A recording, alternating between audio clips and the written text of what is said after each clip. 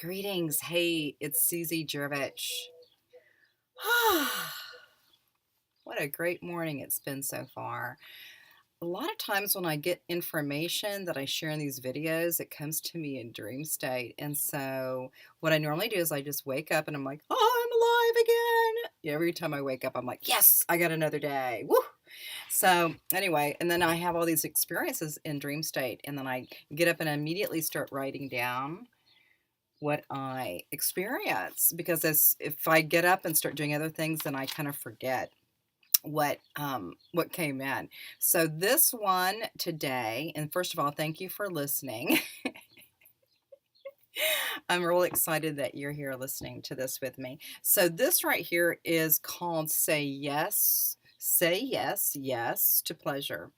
And the information I got this morning was very, very succinct and it was really pretty cool. So I'd like to just share this with you. So saying yes to pleasure is what this video is about.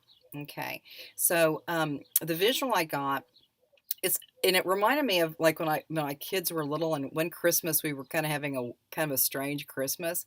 So I thought for the Christmas food, the Christmas meal, I was going to put in different dye color, like when you're, dyeing eggs or dyeing whatever. So I had the color and I put color in the foods that we knew to be a certain color. I put a different color in, and it just really created a whimsical and a completely different, feeling tone. And so that's what came in this morning as drop.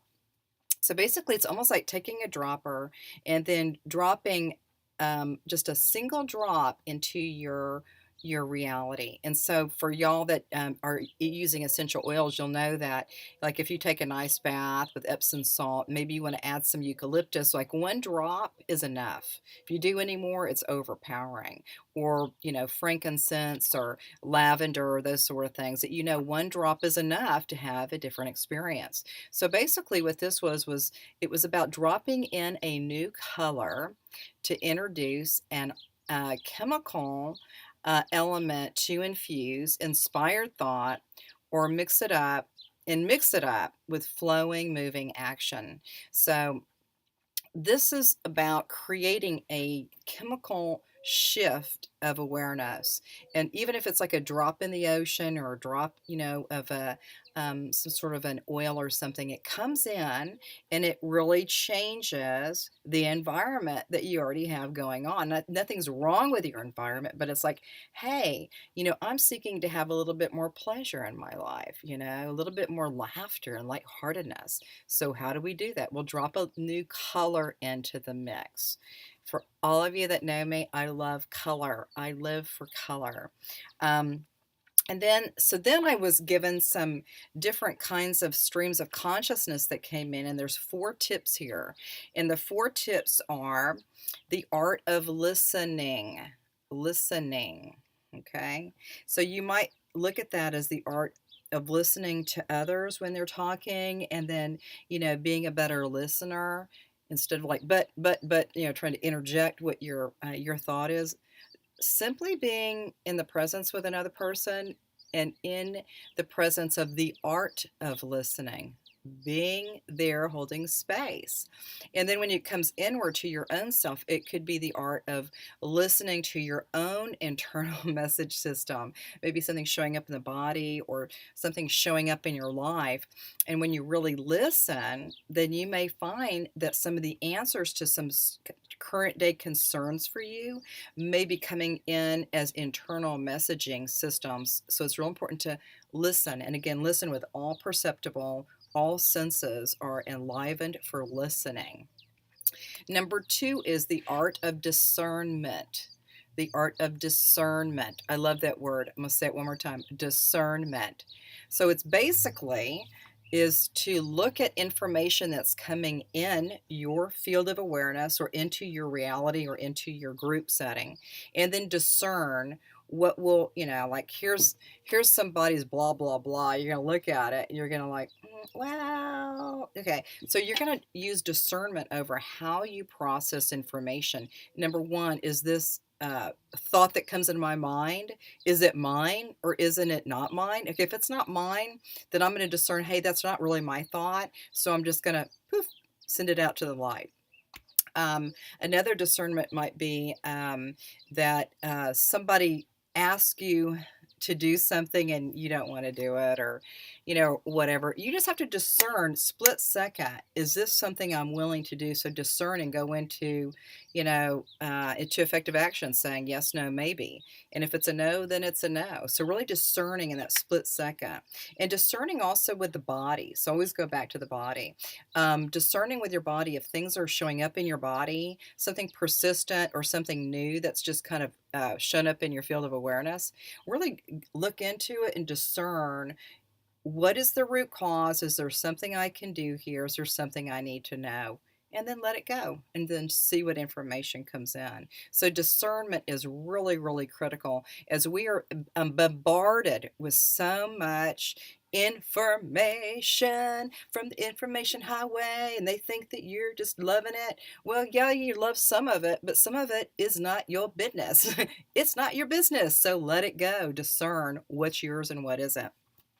Number 3, the art of ownership. And this just came in. I'm not really quite sure how to really just go into this, but the art of ownership. Owning. So it's really like, what's showing up for you? What is showing up and globbing into your existence that appears to be your ownership? What are you owning in this existence? Things that show up into your field.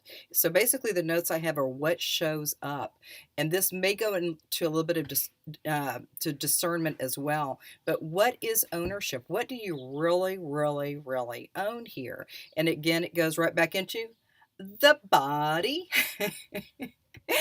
Is really discerning here about what is ownership. What can you do to better be in your body suit, your space suit?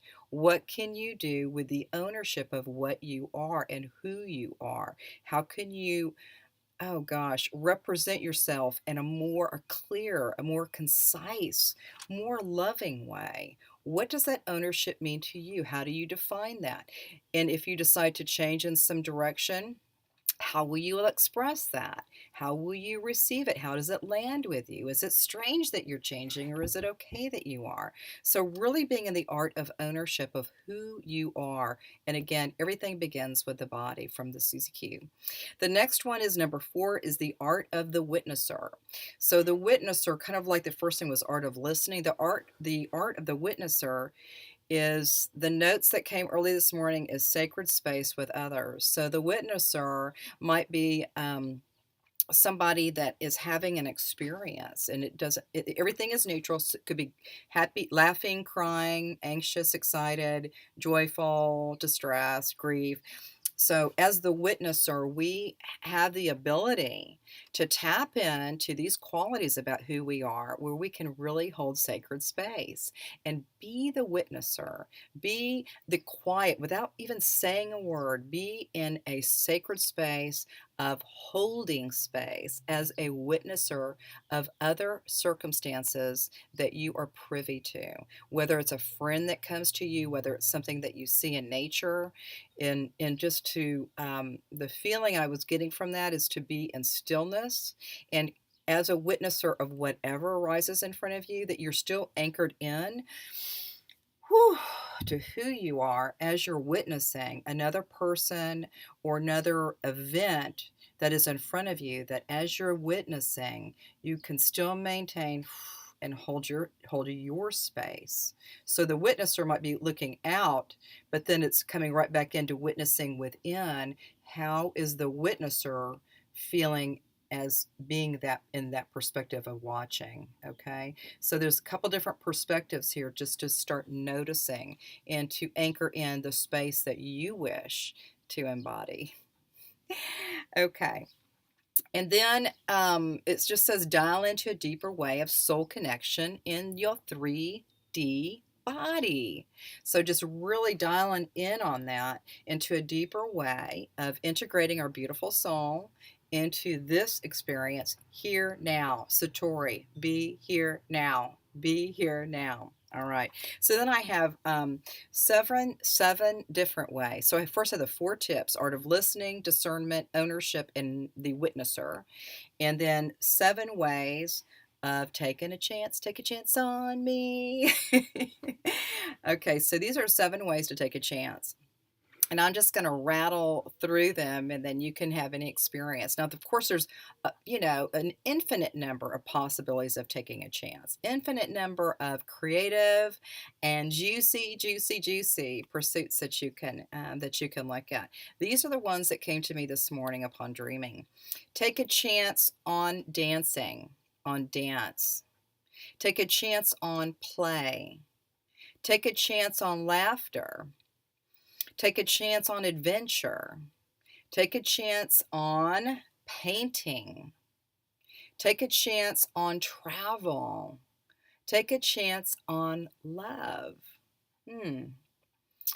That feels good. So, say yes to pleasure is to saying yes to what really is hitting and landing with me with like, wow, when I feel super awesome, here are some of the memories I have of feeling super awesome, and these are some of the things I was doing. Now, I have grandchildren. I know you can't believe it. Like, she's so young. I've got 5 grandchildren from 7 months old to 17 years old. I love it. But I have to say, take a chance on loving a grandbaby. I can't tell you how much juicy and delicious bliss that comes from being in the essence of beautiful babies and young people that are from your ancestral line. It's so awesome. All right, so we had the 4 tips: art of listening, art of discernment, art of ownership, and art of the witnesser. And then going into 7 ways to take a chance on me. Okay, the first one is dance, play, laughter, adventure, painting, travel, and love. Okay, so the topic here again is just say yes to pleasure. So really just feeling into like, what does it feel like when you're feeling pleasure? And so it's like kind of, for me, it's like playful laughter. When I do my Akashic readings with people, I go into what's called Kundalini. That's pretty pleasurable. If you don't know what Kundalini is, call me. Anyway, so to wrap this up, and this was the final information that I jotted down. When we have more pleasure in our fields, we see through new lens, new colors. Everybody knows I love color.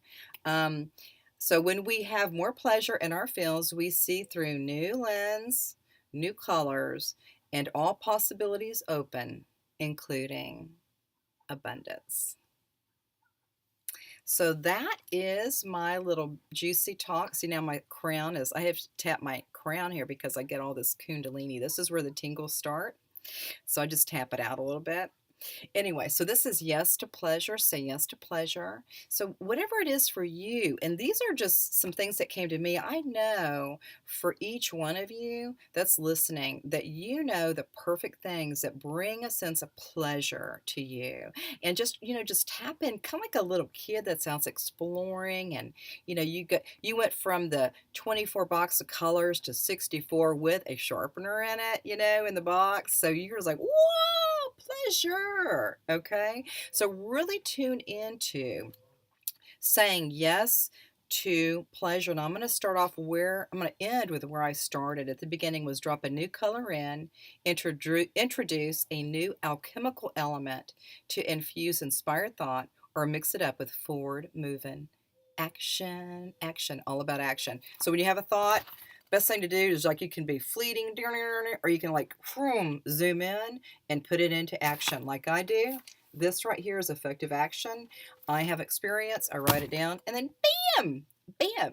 Anyway, I'm so happy that you joined me today. I wish you a most pleasurable day in whatever you do. And whatever you do, just be juicy with the pleasure and have a most beautiful and blessed day.